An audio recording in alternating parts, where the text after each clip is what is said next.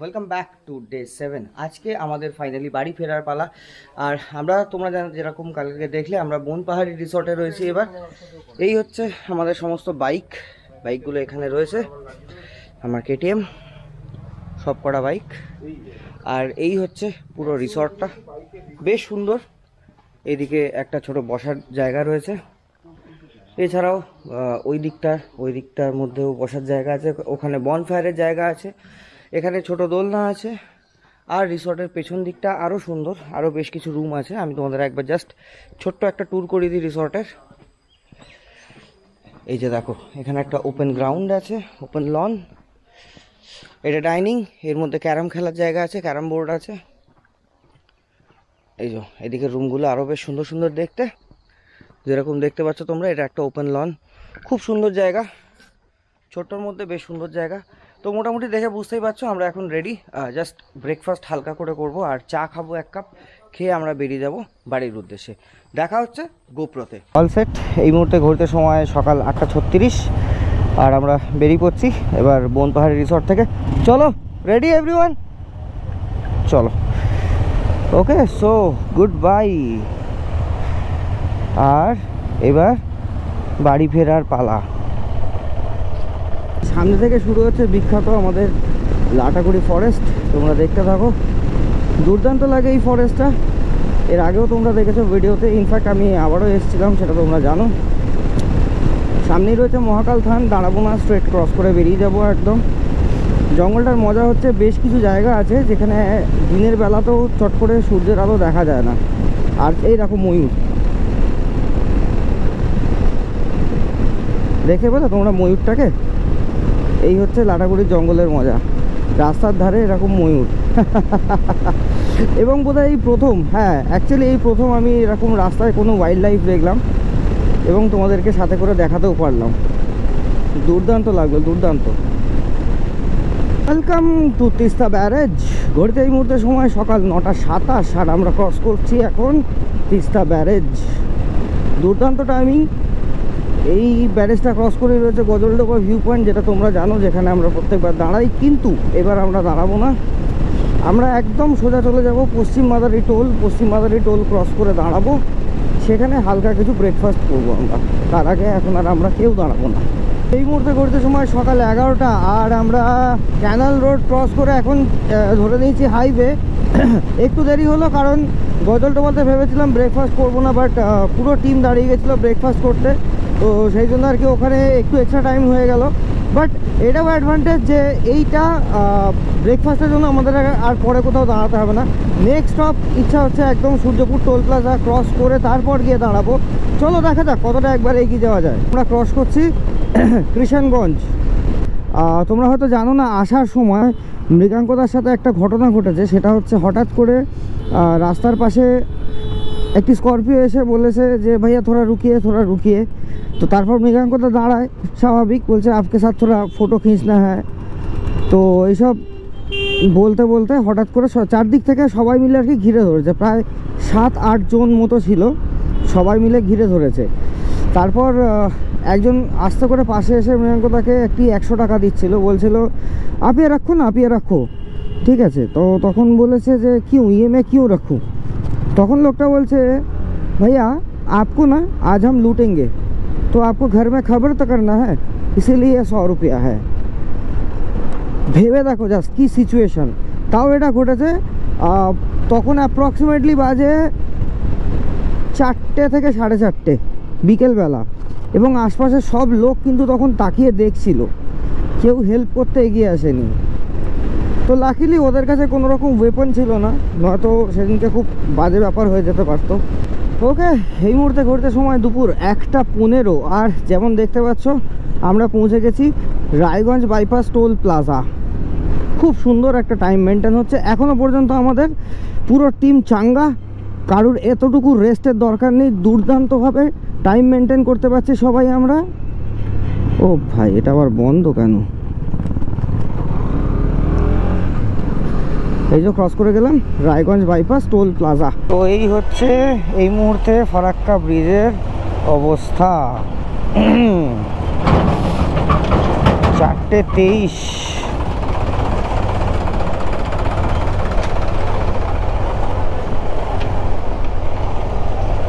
একমাত্র আমিই বলতে পেরেছি, অভিজ্ঞতাও বলতে পারেনি আর সাহেবদাও বলতে পারেনি।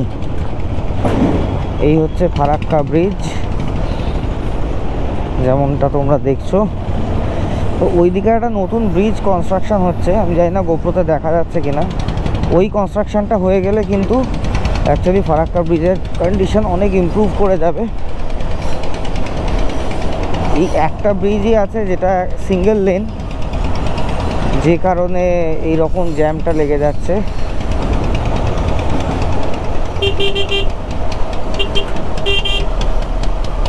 চলো ওকে, তো এইখানে আমরা আজকে এখন একটু খেয়ে নেবো। খুব জোর খিদে পেয়ে গেছে, সবারই খিদে পেয়েছে। এটা হচ্ছে পথসাথী সরকারি রেস্টুরেন্ট। তো চলো এখানে খাওয়া দাওয়া করে নেওয়া যাক। ওকে, তো আজকে যেটা হচ্ছে প্রত্যেকটা বাইকেরই, প্রত্যেকটা বলবো না, ম্যাক্সিমাম বাইকেরই একবার না একবার করে ইস্যু হচ্ছে। প্রথম সুজাদার বাইকের লিক হলো, তারপর দিব্যদার বাইকের মানে দিব্যদার কেটিএমের গিয়ার লিভার খুলে গেল। গিয়ার লিভারের নাটটা খুলে গেল, পুরোটা খুলেনি। পুরোটা খুললে তো কপালে দুঃখ ছিল। তারপর মৃগাঙ্কদার চেন ছিঁড়ে গেল বাইকের, মানে চেন লিঙ্কটা চলে গেল। তারপর হচ্ছে সুব্রত স্টার্ট কেটে গেল। আচ্ছা, এদিকে আবার শান্তনুদার বাইকের অক্স জ্বলছে না। তো বাইকগুলোর কোনো না কোনো একটা ইস্যু হয়ে থাকছে। দেখা যাক আজকে কতক্ষণে আমরা বাড়ি পৌঁছতে পারি।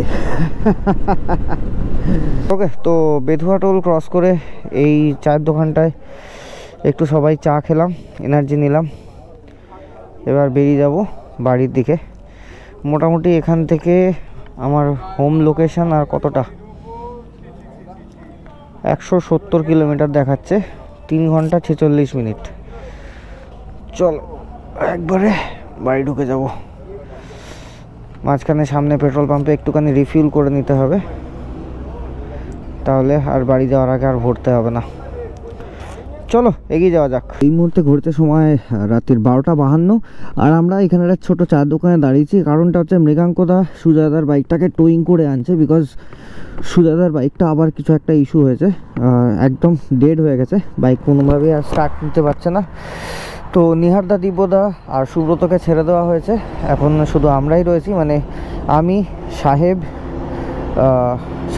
আমি, শান্তনুদা, সঞ্জুদা, সাহেব আর রণদীপদা, আমরা এই কজনই রয়েছি। তো আমরা একসাথেই থাকবো। এখান থেকে সৌরভদাকে বাড়ি ছেড়ে দেবো আর কি, আর বাকিটা আমরা মৃগাঙ্কদার আর সুজাদার জন্য ওয়েট করব। আচ্ছা, অভিজ্ঞতাও আছে, অভিজ্ঞতাকে দেখতে পেলাম না, অভিজ্ঞতাও আছে। তো চলো, এই হচ্ছে এখনকার আপডেট। বাড়ি পৌঁছতে বেশ রাত্রির হবে, বুঝতেই পারছো। চলো দেখা যাক কখন বাড়ি পৌঁছাই। ওকে, এই মুহূর্তে ঘড়িতে সময় যেরকম দেখতে পাচ্ছ 2:29, আর এই যে সুজাদা, মৃগাঙ্কদা চলে এসছে।